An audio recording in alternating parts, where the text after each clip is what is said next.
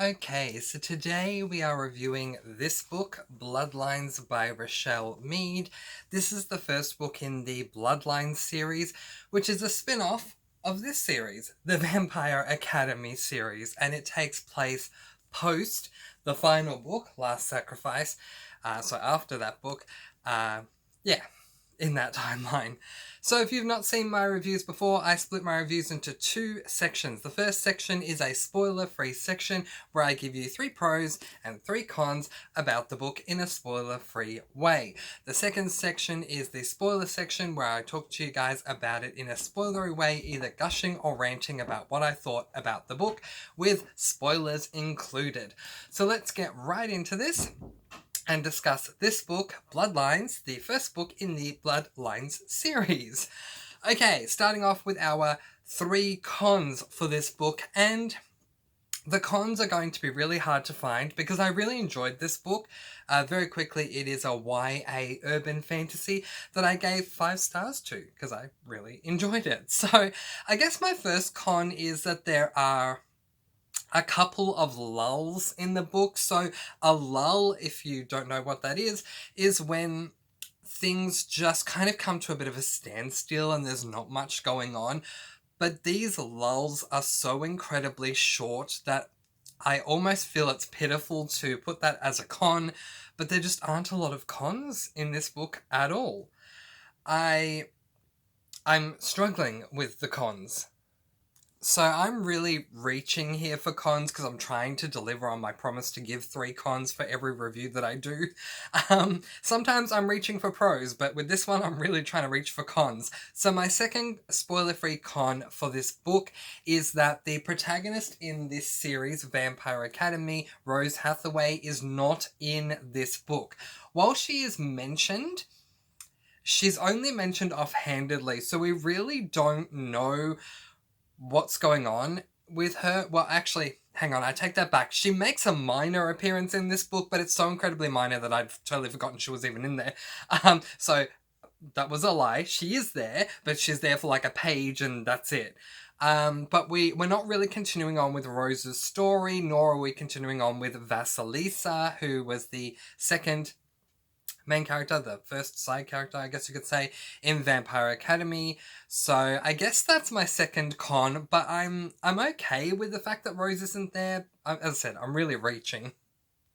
And my third and final con for this book, again, I'm really reaching here, is that there are a couple of times where blame is placed on a person who is completely innocent, but again, I didn't mind that much, but you might consider that to be a con, or it might be something that upsets you, or it might be something that just annoys you, that some people are being blamed for things that they're not doing. But again, I'm really reaching with this. So let's move on to our pros. My 3 pros for this book, and I'm probably going to give you 4 because I want the first pro to be the writing style being incredibly easy to read. I have DNF'd 2 books so far this month, and the first book that I DNF'd, part of the reason was because the writing style was way too flowery to read, and the second book that I DNF'd, the writing style was really, it was too complicated for what the author was trying to do, and so I really feel that an easy writing style is a pro, and it's something that should be mentioned in a review. So this book definitely has an easy writing style. So I'm giving you 4 pros. My second pro is the character of Adrian Ivashkov. So if you've read the Vampire Academy series, you know who Adrian Ivashkov is. If you have not, you don't. But trust me, he's an awesome character. Adrian Ivashkov is one of those dark and brooding type characters who has a devil-may-care attitude, and I've always loved that about him. He's not the type of character who will stick with the status quo at all. He... just giving myself High School Musical vibes there. I'm not trying to do that. I just mean literally. He doesn't stick to what is the norm, and I've always loved that about him. So he is predominantly featured in this book, and I really loved having him here. He goes through a massive character arc in this one book alone, and I really appreciated that character arc as well. So pro for Adrian and pro for his character arc.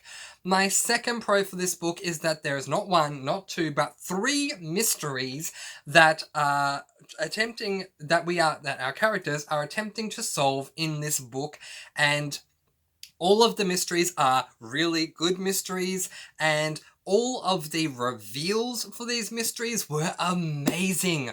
Oh my gosh, the first one was really, really good. The second one was better than that. The third one was better than the second one. So, oh my god, it was just so very amazing. And my fourth and final pro for this book is just the culture of what we're setting up here. The premise of this book is that it revolves around Sydney Sage, who is an alchemist, and she goes undercover to a high school in order to protect someone. And that whole idea of someone who has already graduated from high school going to high school undercover, I really appreciated seeing it and seeing how she was pulling things off at the school. This was a great book. I absolutely loved it, and I highly recommend you read it.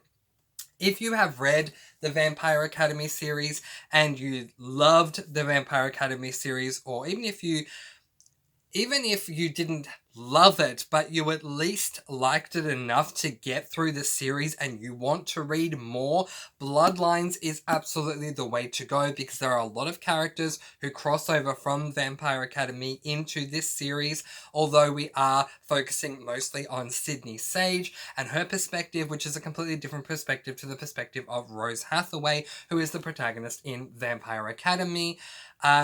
What I will say, however, is that if you're planning on reading the Bloodlines series and you have not read Vampire Academy, or you have not completed Vampire Academy, personally, I would recommend that you read Vampire Academy first. There are a lot of people out there saying you don't have to, but because this book takes place post the final book in the Vampire Academy series, it just makes a lot of sense that you would read the Vampire Academy series first. Also, if you don't and you just start with this book, you're going to come into some spoilers for the Vampire Academy series. So if you thought, I'll start with this, and then if I like it, I'll go back to Vampire Academy, you need to keep in mind that you will receive a ton of spoilers in this book for that series. So I would recommend starting with this series, Vampire Academy, first. Alright, that's it for the spoiler-free section. Let's get into the spoiler section of Bloodlines by Richelle Mead. Okay, we're in the spoiler section, and I'm really excited to rave about this book because I had a blast going into this book. So, the first thing that you need to know is that I DNF'd a book to pick this one up, and it's right behind me. Just have to move my coffee to grab it. And the other books are going to fall if I pick it up, so I'll just pause and be right back.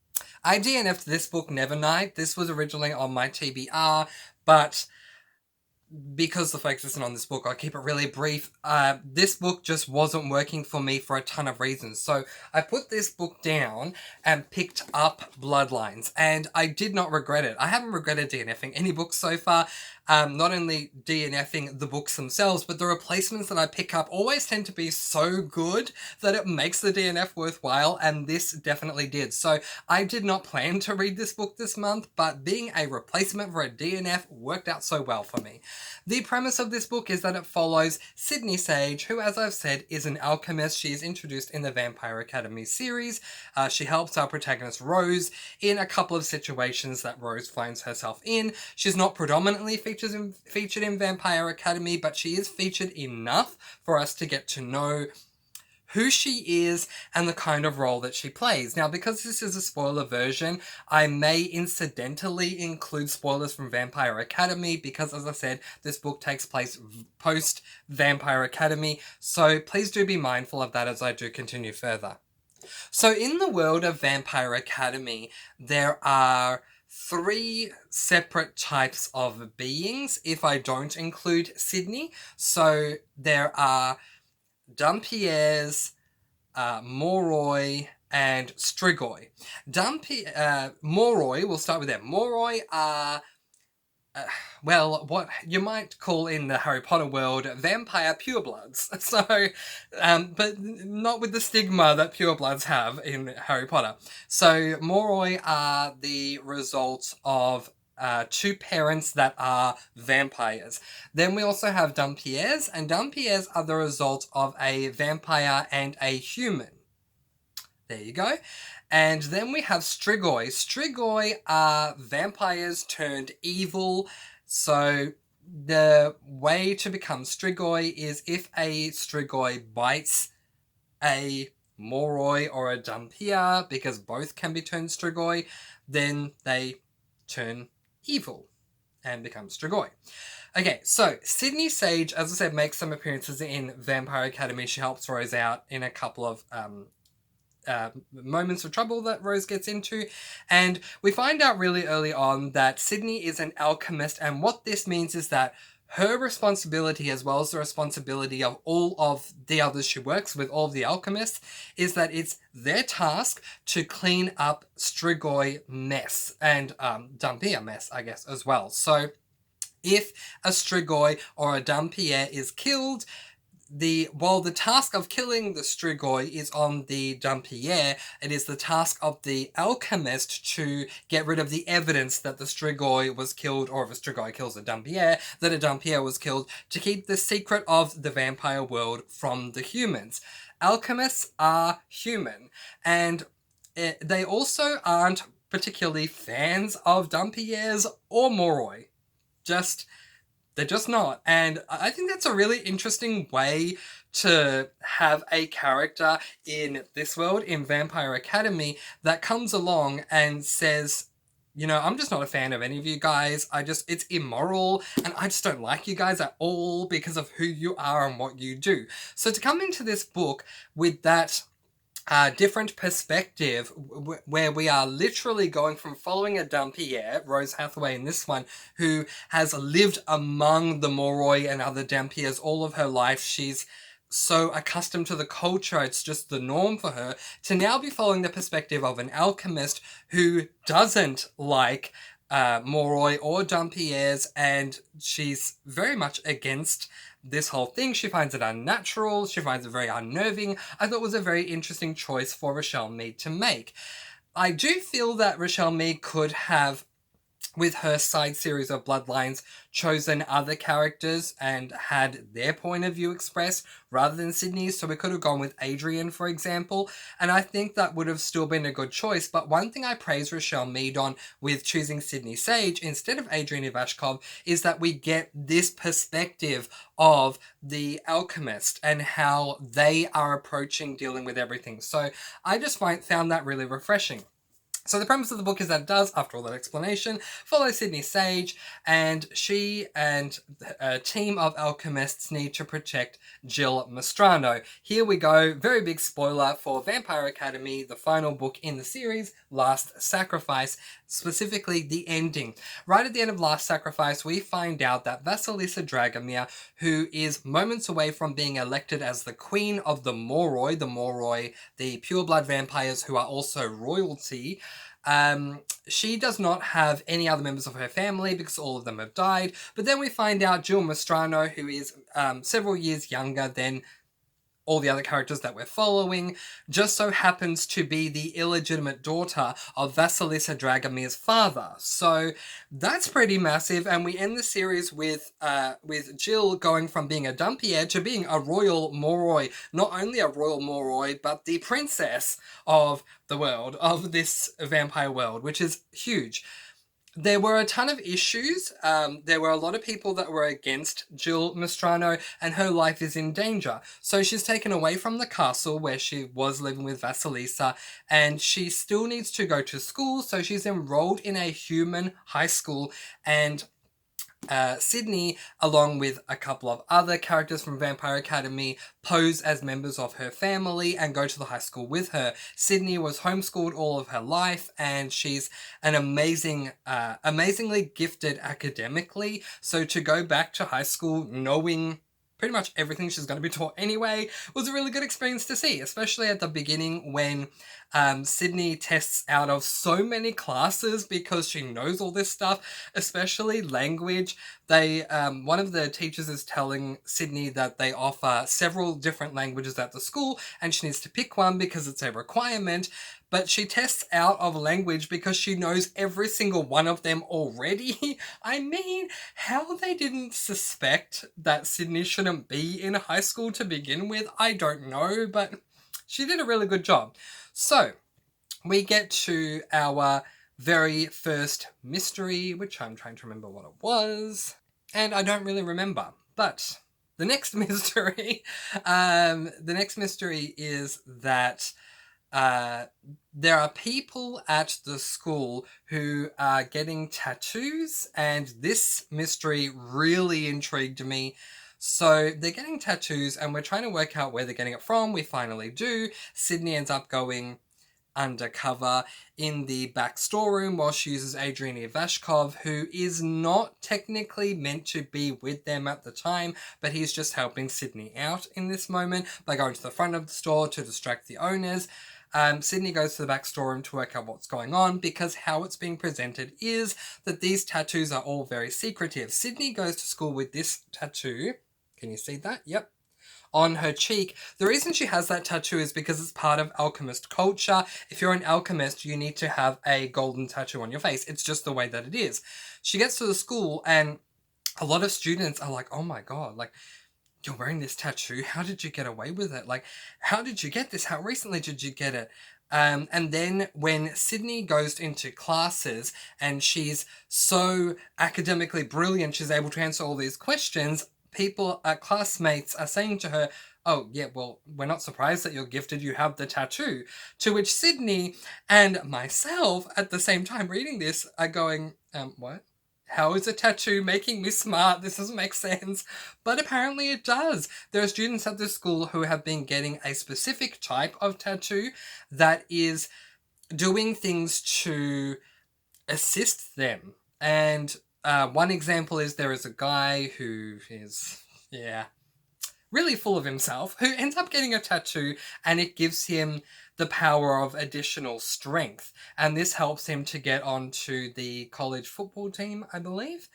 So Sydney's now trying to work out how humans are having access to these tattoos that are giving them quote-unquote powers, giving them abilities, I guess you could say.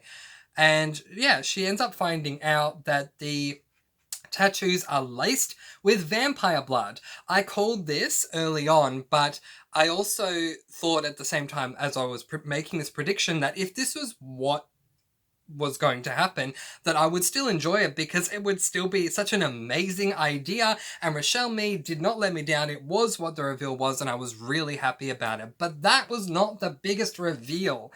The biggest reveal was who was giving them this vampire blood, and it turned out to be Sydney's boss, Keith Darnell, I believe his name is, who doesn't like Sydney and who's trying to do everything he can to get Sydney reassigned to some re-educational centre, which is really scary for Sydney. She doesn't want to do this because of things that Sydney did. When Sydney was assisting Rose in the final book, she was doing it under the orders of Abe Mazur, who is Rose Hathaway's father, who had something over Sydney, so kind of in like a godfather-y way kind of deal. Sydney was paying him back by doing this thing for Rose, but the alchemists did not approve this, and when they found out that she was a part of it, they got really upset with her, and they were threatening to put her back into re-education, but ultimately Sydney ended up on this assignment, even though they were trying to get her younger sister involved, but Sydney did everything she could to avoid her younger sister being put onto this assignment. She got put on there, and now with Keith threatening to say anything and everything that he can to put her down to the other alchemist, she is scared that she's going to go into re-education. Then we find out Keith was the one that was supplying the vampire blood to these tattoos that were giving these humans abilities, which goes completely against alchemist law, because they're trying to keep everything that is non-human away from the humans. The whole point of them cleaning up after Strigoi or Dhampires is because they want to hide the vampire world from the humans, and now here is an alchemist who is supplying vampire blood to a tattooist who is putting them onto humans, giving them supernatural abilities. I mean, you can see how it's a disaster. But anyway, Eric is finally found out for being that one, the traitor, and yeah, pretty big.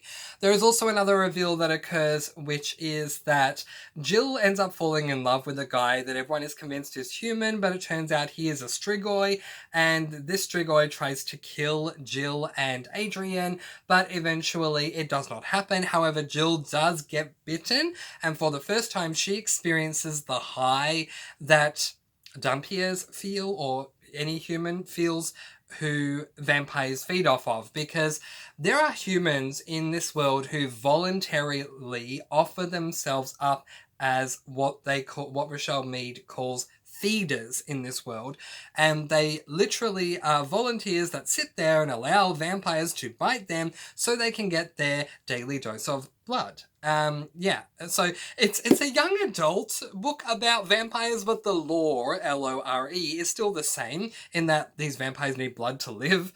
But what we also experience in this world is what the person who is being bitten goes through if a Moroi is just having a feeding, unlike a Strigoi who is literally trying to turn anyone to be a Strigoi.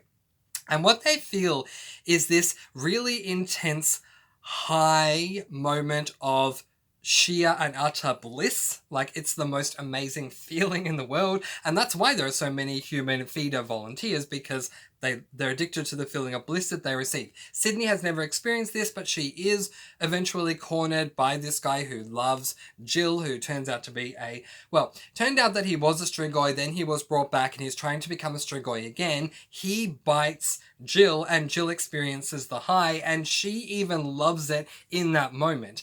But eventually everything is resolved in a nice, neat little package. And and I really enjoyed this. Adrian Ivashkov does feature prominently in the book, a lot more than I've just been saying now. But I just don't think I need to say too much about him. So he is living with Clarence, who is a vampire who has a feeder there at his house, so that Jill can go back once a week or whatever it is to go to the feeder to get her feedings. I think it's once a week or something like that anyway.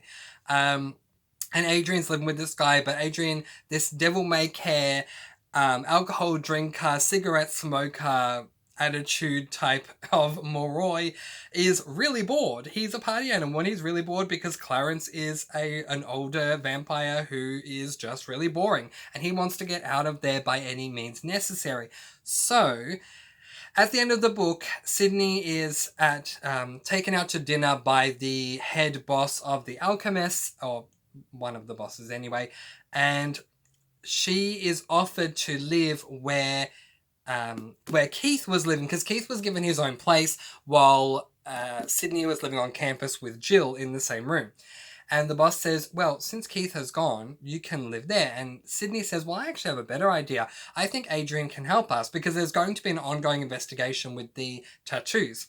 And Sydney says, I think Adrian can help us, but he'll want something in return. And right now, he just wants to get out of living with Clarence. If we can give him this apartment, because it's an apartment, if we can give him this apartment, he'll be more than willing to work for us, because he'll have a place of his own. And boom, that's exactly what happened. The last line of this book, Richelle Mead has a gift. People, if you have not picked up Vampire Academy, because I want you to read that before you read this one, do so knowing that Richelle Mead has a gift. The gift of the ultimate cliffhanger, where every time I get to the last page, the end of the last page, I am in dire need to pick up the next book. And the last line of this book is...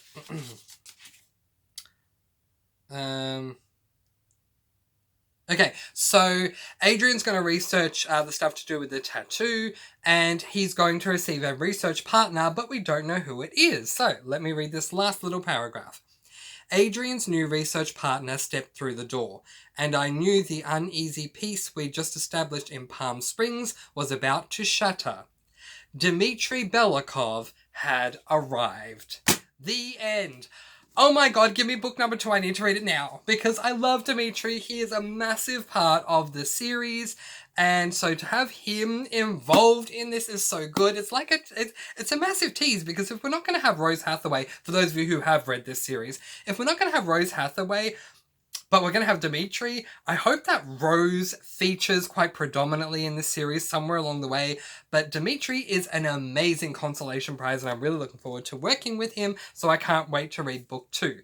All in all, I loved this book. I love being in this world. I love Richelle Mead's writing style. It is such an easy to read writing style that I never find myself distracted from this book. When I'm reading a really tough to read writing style, I find myself incredibly easily distracted and have to keep going back to reread because I don't know what's going on because I'm so distracted by how hard the writing style is. This writing style, really easy, can focus on the plot.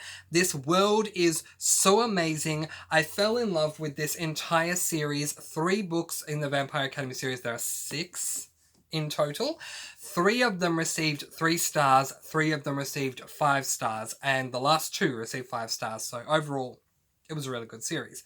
I love the world that Richelle Mead has built. The fact that she's continuing on this world over here through the eyes of an alchemist is absolutely incredibly amazing.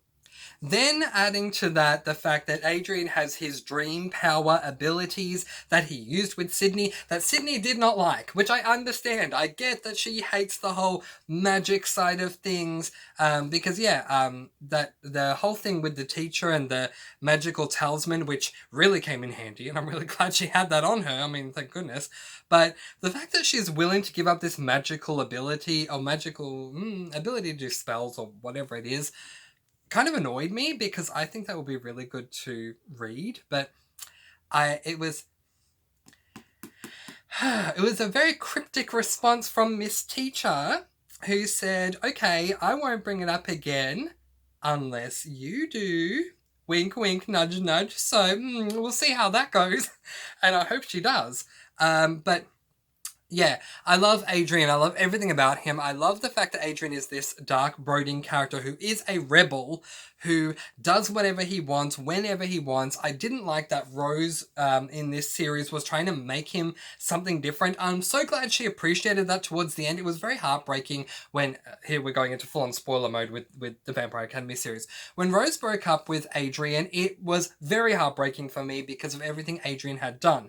But one thing I appreciate coming into this book with more Adrian is the fact that Rose broke up. One of the reasons Rose broke up with Adrian was because she was trying to turn him into the man that she wanted him to be rather than the man that he wanted to be. And he's back to his old ways in this book, and I really do appreciate that. Sydney seems to be trying to turn him into a better person, but he seems to be making more of a natural progression in this book, where in this series it was more, okay, Rose wants me to do X, Y, Z, so I'm just going to throw everything about me out the window and do what she wants. Where in this book, Adrian came to the conclusion himself that he wanted to change and do certain things.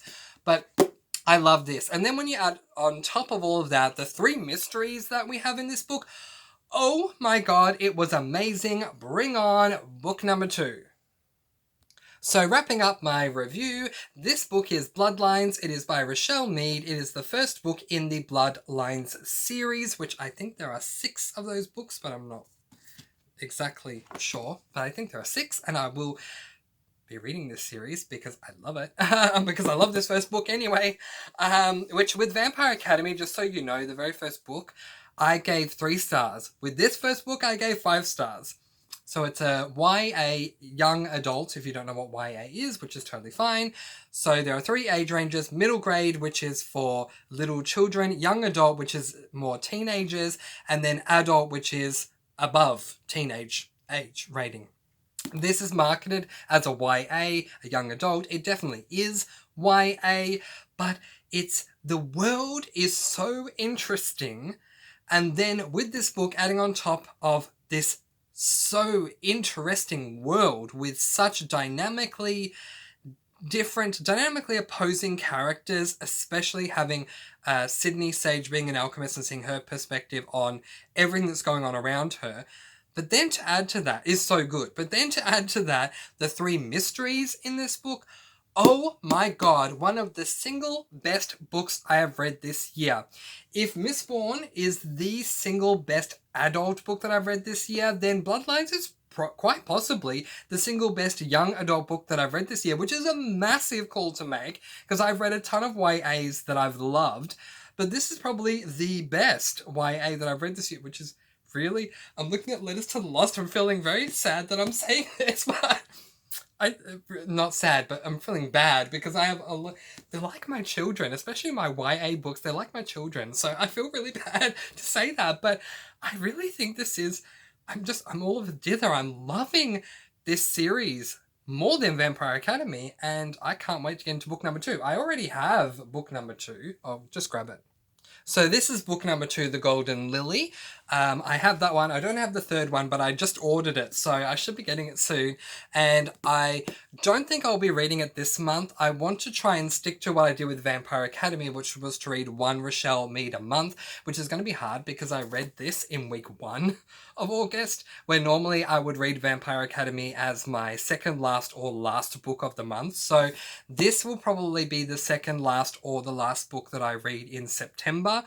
But yeah, absolutely loving this series. I cannot recommend it enough, but I also cannot recommend enough reading Vampire Academy first. If you do not have Vampire Academy and you don't mind being spoiled, that's fine. Go into Bloodlines and just read Bloodlines. But if you can get Vampire Academy, even if you can only get it on audiobook or on ebook or whatever, if you can get Vampire Academy, read Vampire Academy first. Not every single book in Vampire Academy is amazing, but overall the series is amazing. And then jump into this book and you'll love it. You'll love it. If you love urban fantasy, vampires, and mysteries, oh my god, you're going to love this book. So I highly recommend it. I highly recommend Rochelle Mead. And I'm already thinking when I finish this series, this 6 book series, I might even go on to another Rochelle Mead series and just see how I go. So, but we'll leave it there for now. This book, Bloodlines by Rochelle Mead, is a YA urban fantasy that I gave 5 stars to. Letting you guys go with peace, blessings, and so much love. I post videos every Tuesday, Thursday. Oh, sorry, no I don't. Yes, I do. Oh my goodness. Wasn't that fun? I do post videos every Tuesday, Thursday, Saturday, and Sunday, and I'll see you again soon. Mwah. Happy reading. Bye, guys. Bye.